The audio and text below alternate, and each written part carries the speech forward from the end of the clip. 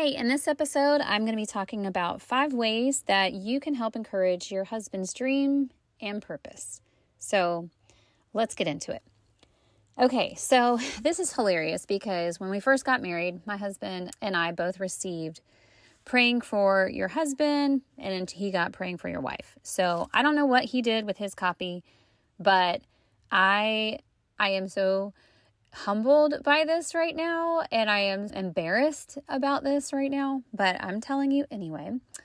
But I said, oh my gosh, I know how to pray. Oh my gosh, I know how to pray, right? Yeah, I do know how to pray, but this is solid for a reason. Praying for Your Husband by Stormie R. Martian is solid. So if you get that book, if you have been given that book, then use that book and just suck it up and just because it's good. And when you just don't have the words to say, and I am telling you, my married self with no kids versus my married self with kids, I don't always have the words to pray the same way I used to, okay? And it doesn't really matter. God understands our heart and our groaning, and it really doesn't matter. But as far as sitting down to pray and not knowing sometimes what to pray and just feeling lost and you just have a bunch of feelings, sometimes it's super not helpful. And I do need some sort of guidance. And so I have it on audiobook. If you're more a visual person, I usually am a visual person, but when it comes to this, I definitely benefit from the audiobook just because of life, right? I can put it on my earphones and headphones. Is it earphones? Earbuds nowadays. Whatever I have available that's actually charged, that's what I'll use. And I've started to use that, and it's been really encouraging because it's exactly what I've needed to hear for this season. Now, if you have something else that works perfectly, then go for it. So yes, I would say pray in general, but there is a section in that book that says pray about your husband's work. And it's just one of the sections. There's a lot of sections, and there's a couple other sections that I think might go along with it, like finances or whatever. But I think his work, that chapter in particular, is just really hits home with this thing, with this, what we're doing here.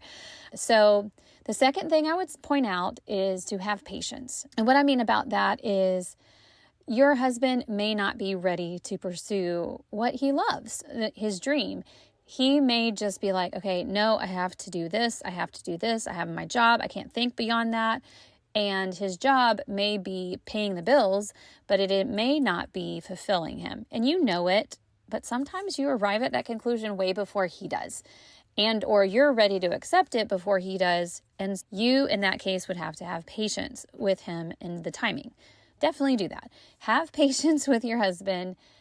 The timing is important. You cannot force it. It's just not going to happen that way. And I know you want your husband to be like excited about what he's doing. And it doesn't mean that he can't be excited about his current job. That is great if that's the case. Bloom where he's planted. Awesome.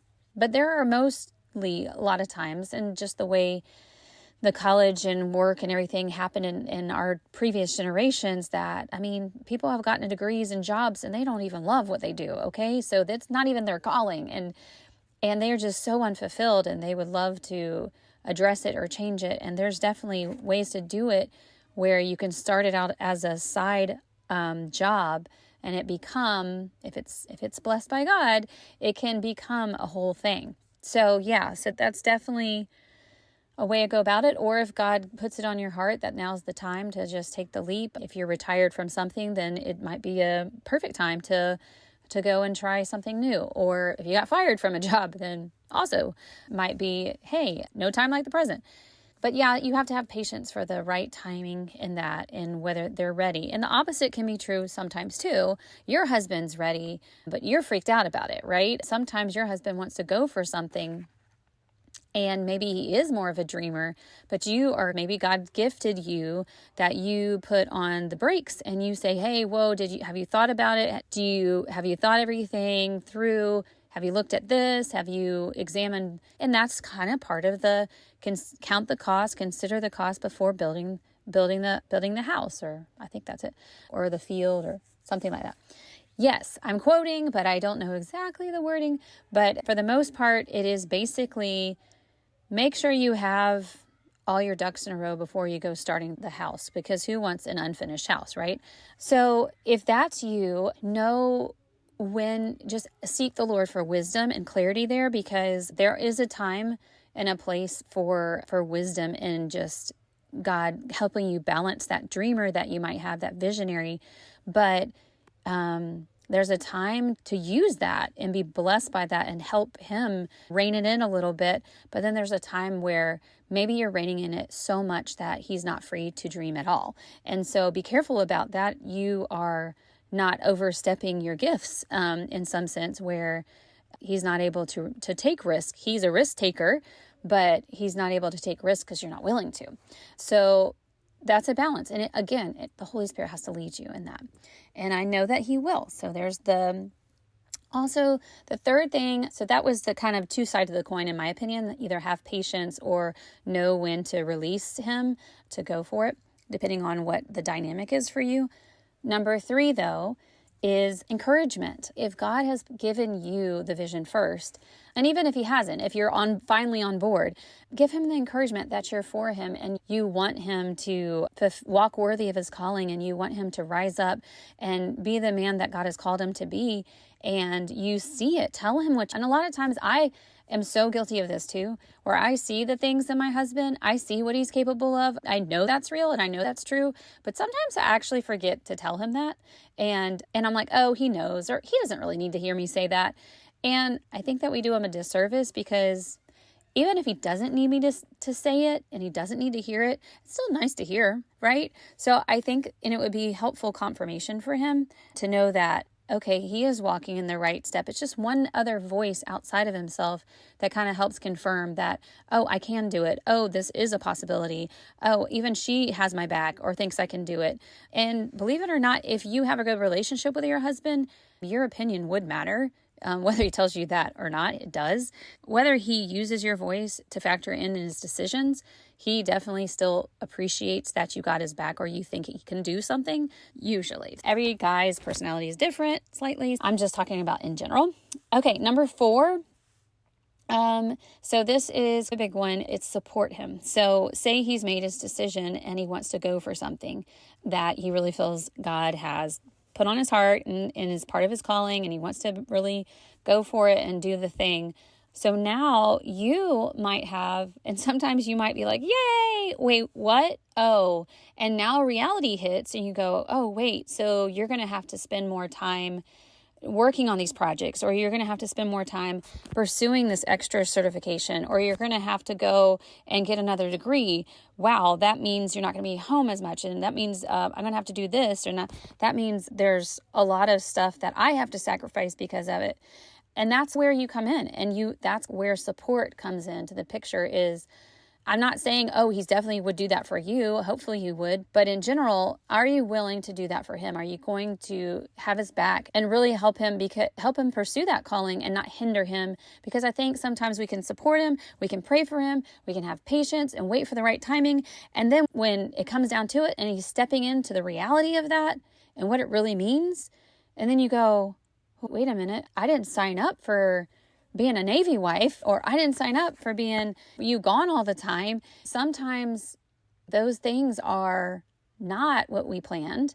And yeah, they can balance it as much as they can. But if this calling actually pursues a lot more sacrifice than before, and it truly is God's calling, and y'all confirmed it every step of the way, and then just the sacrifice part of it is what you're bothered by, that's where you need to ask God for help. Because if you already confirmed it, and he already is clear about it, and it's definitely God, then you are called to sacrifice. And this is something that maybe you didn't think it would look like this, but it does. And you got to trust the relationships too within that calling. And obviously you pray for him to have balance as best as he can. If it is something that's more of a time commitment, pray for him that his mind will be quick and he'll be able to learn fast. If it is a learning process, if he has to learn a new language or whatever, there's plenty of things that he would need your prayers, support, and time, watching the kids, taking them places instead. Hopefully it's for a season, just a season. But if it's a full-time sacrifice, yeah, y'all would have to talk about that and figure out what that new normal would look like. So that's part of supporting your husband in his calling. And yeah, it may not be your calling part of it, but your calling with him as his helpmate is to at least support him. You might have your own separate calling, or that might be such a large calling that supporting him is your calling. But you do know that if there is some portion of it that's a sacrifice, then that's you. That's part of what God has asked you to do. Sorry, I did not know that part was going to take so long. I knew it would be important to flesh through, but I figured that I really owed it to the person, and I owed it to you to walk through that and talk through that. All right, number 5 and last but not least, I'm sure you already know that I have written a workbook called Pinpoint Your Passion. And honestly, it actually is relevant here as well, because even though this version is not specifically written to guys, it's still relevant. And I'm actually walking through that process now with my husband. So if my husband's still door dashing, and of course, he's not fulfilled in his current job because that's not anywhere near his calling, but he is just trying to do excellence in all things in what he has in front of him. But for now, he is trying to actually pursue his calling or figure out his calling and make sure it's clear. He has definitely cleared up some points within the first 5 lessons, and we're continuing that process. All that to say, it's helped a lot of women so far, but I'm seeing that the process still helps with men as well.